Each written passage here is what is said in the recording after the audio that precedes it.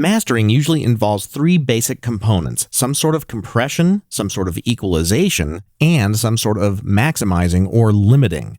So I'm going to start with compression. I'm on my stereo output channel, and on the first insert slot, I'm going to click on that and then choose Dynamics, and then I'm going to choose the multiband compressor.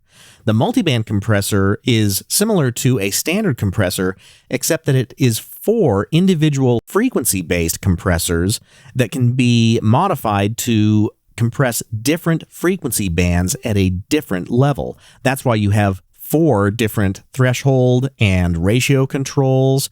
So let me show you a little bit about this particular compressor. And you can use third-party compressors, or you can use a single-band compressor if you would rather do that. But the multiband compressor offers you that ability to compress different frequency bands independently. So I'm going to start some playback.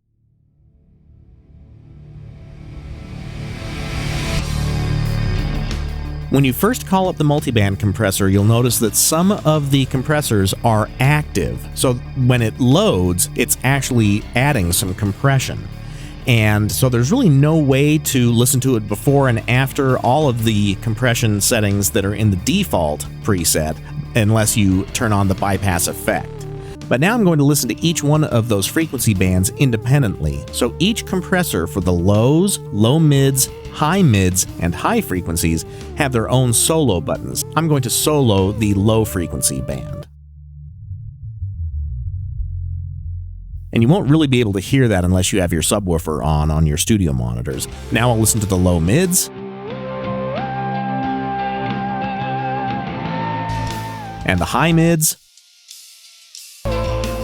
And the highs.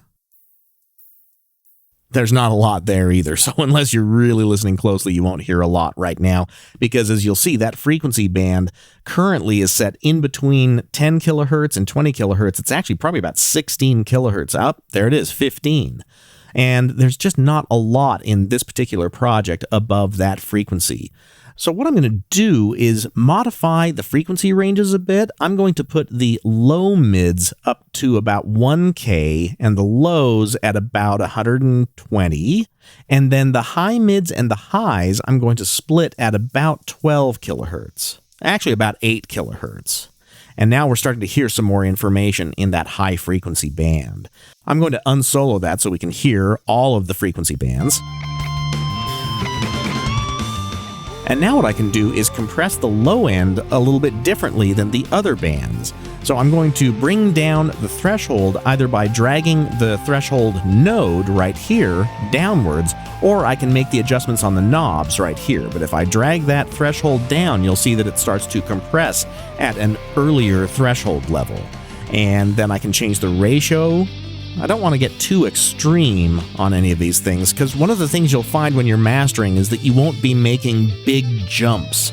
So most of the mastering adjustments that you make are going to be very fine-tuned kinds of adjustments.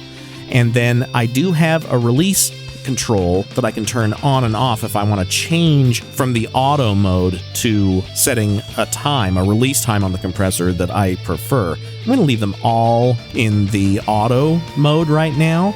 I'm going to compress a little bit of the low ends. The low mids are already being compressed a little bit. The high mids, I'm going to compress a little bit more because there's a lot of stuff happening in there. I want to make sure that those are nice and smooth. The high frequencies, I'm going to compress just a tiny, tiny bit. Now that I have some compression working, I'm going to listen to the before and after by using the bypass button.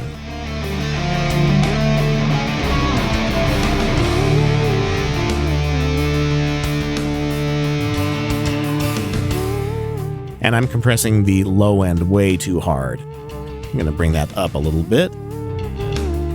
Same thing with the low mids. Now I'll listen to it before and after again.